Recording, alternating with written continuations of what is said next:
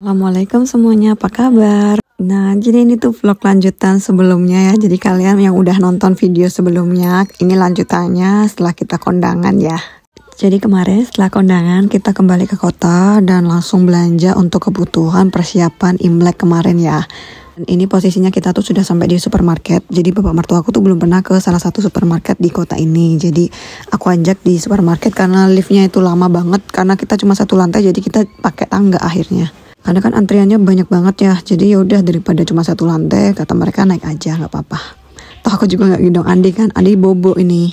Jadi ya gimana, karena kita nggak bawa troli kan. Sebelumnya suaranya agak-agak cempreng gini ya, karena aku ini larut malam juga.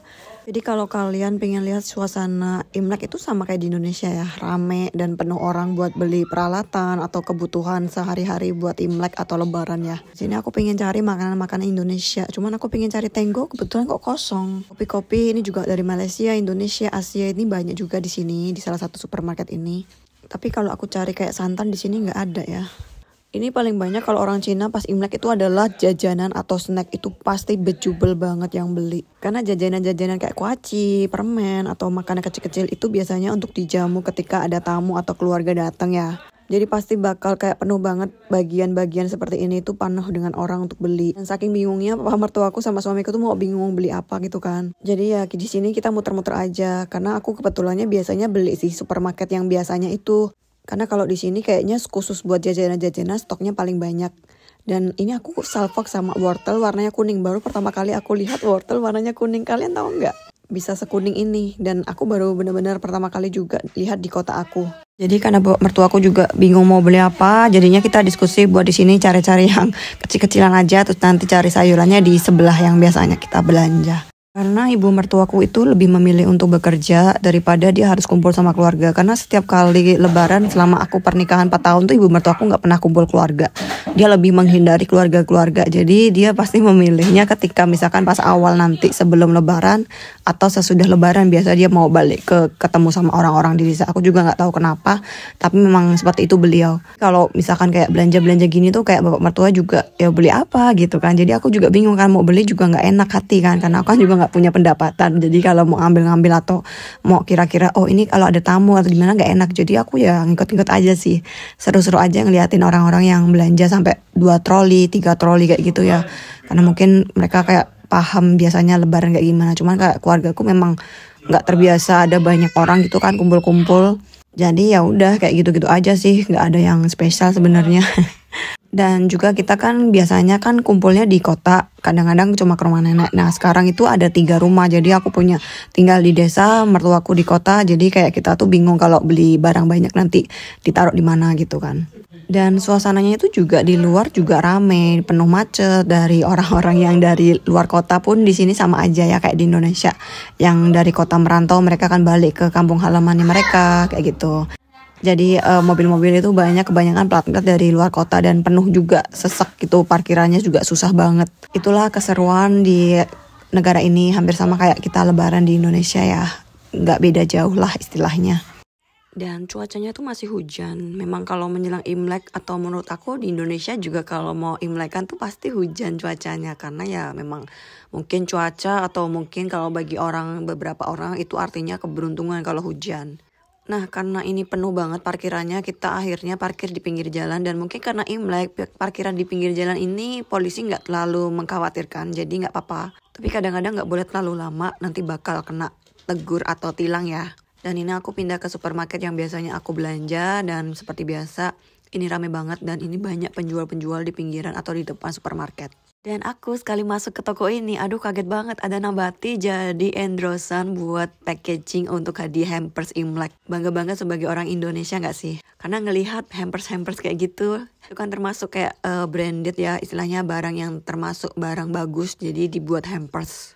Ini seafood karena kita mau beli udang yang fresh. Tapi karena keluarga aku tuh gak terlalu suka makanan seafood, jadi gak beli kayak gini-gini. Kalau aku sih suka-suka aja sama Mas Cia ya. Cuma lagi-lagi di sini kan aku cuma pengikut aja. Jadi aku cuma supporter aja yang kalau misalkan mau ya mau, kalau enggak ya enggak ya. Jadi aku cuma ikut aja bapak mertua maunya apa kayak gitu. Karena kan katanya mau ada tamu gitu kan dan beliau yang masak. Jadi aku enggak ikut serta sih. Enggak terlalu ikut campur kalau dalam urusan keluarga dalam papa atau ibu mertuaku. Karena aku pun juga kalau misalkan ada acara juga nggak pengen dicampuri gitu kan. Jadi ya cara toleransinya kayak gitu. Penting kita saling dukung aja dalam keluargaku. Dan ini udah selesai belanja, sekalian beli beras ya untuk kebutuhan nanti. Terus aku mau lanjut di sini mau cari beberapa cemilan kering-keringan. Dan kalau menjelang Imlek ini tuh banyak banget musim-musim kayak gini tuh bakal penuh manisan mangga. Ini enak banget, nggak kalah sama yang di Thailand. Dan juga aku tadi juga beli kurma ya, karena kalau kurma tuh biasanya adanya pas kayak gini aja, pas ada Imlek ataupun musim hujan. Nanti kalau pas musim puasa besok Ramadan tuh agak susah banget cari kurma. Terus ini kita beli belanja berapa jajanan atau minuman buat nanti kalau ada acara makan-makan di rumah ada tamu ya. Aku sedikit ambil liang teh karena aku suka. Di sini di Indonesia juga ada kok liang teh kayak gini. Kalian pernah minum nggak liang teh kayak gini? Dan kalau Imlek dekorasi merah-merah gini tuh meriah banget ya. Lucu, seger di mata, merah-merah dan kuning kayak gitu ya. Pernak-pernik di Indonesia juga banyak kan di toko-toko atau di Cina-Cinaton di beberapa kota. Ini kurma dan juga kismis dan almond. Lihat anak-anak aku cicilan kayak gini kalau di rumah tuh. Mereka tuh aktif banget, Masya Allah. Dan setelah ibu mertuaku pulang, kita lanjut balik ke desa ini sekitar jam 11 malam. Nggak menunggu besok karena besoknya Mas Jia itu kerja. Jadi Mas Jia itu mau menjelang Imlek itu nggak ada libur sama sekali. Sering juga jaga-jaga piket sampai tengah malam. Jadi kita harus dilaju untuk pulang ke desa. Sebenarnya agak capek banget ya seharian dari pagi kondangan, lanjut belanja, lanjut persiapan. Terus lanjut pulang ke desa lagi. Cuman ya itu kemeriahan kalau kita mau lebaran Imlek. Dan ini di jalanan juga ramai banget ya. Walaupun hujan tapi banyak yang mobil-mobil dari luar kota ini masuk ke kota Lu'an. Bahkan sampai di desa-desa juga. Dan kalian pengen tahu pom bensin di Cina juga hampir sama di Indonesia. Bedanya mungkin jenis untuk minyaknya ya. Kan kalau di SPBU gitu kan ada jenis minyak. Kayak mungkin di Indonesia tuh kayak Pertalite, Pertamax kayak gitu kan. Standar-standar yang mungkin harganya murah ataupun yang lebih bagus kayak gitu. Tapi nggak ada subsidi kalau di Cina ya. Beda dengan Indonesia. Dan aku lihat ketika aku jalan malam di desa, ini pertama kali juga aku lihat di desa aku sudah mulai banyak mobil-mobil di depan rumah mereka dan sudah banyak penerangan ya. Karena biasanya kalau di desa itu sepi banget, kayak desa nggak berpenghuni atau desa tertinggal banget. Tapi ini ramai banget. Dan keesok harinya ini sudah mulai banyak saudara yang datang. Dan ini kebetulan saudara yang sebelah rumah ya. Ini adalah cucu-cucu ataupun anak dari sebelah rumah saudara. Mereka mengunjungi orang tua yang tinggal di desa. Mereka juga dari luar kota yang datang ke desa untuk silaturahmi ataupun kembali ke orang tua mereka ya. Di hampir sama kayak di Indonesia. Dan ini aku juga pergi ke rumah nenek pagi ini. Anginnya kayak gini.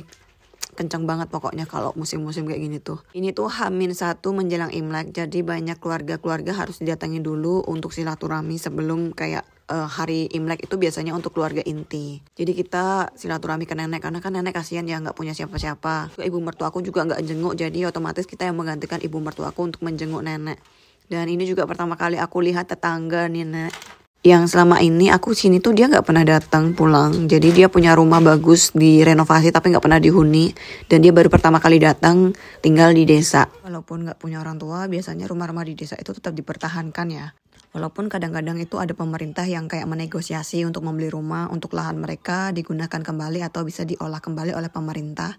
Biasanya ada beberapa orang yang enggan untuk memberikan tanah atau rumah mereka.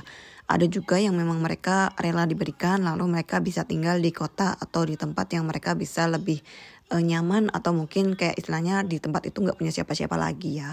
Jadi beda-beda konsep dan beda-beda memang setiap keluarga. Tapi rata-rata di tempat aku sih selama masih ada tanah di desa, mereka biasanya mempertahankan walaupun cuma ada satu orang yang di tanah disebut atau di lingkungan tersebut ya.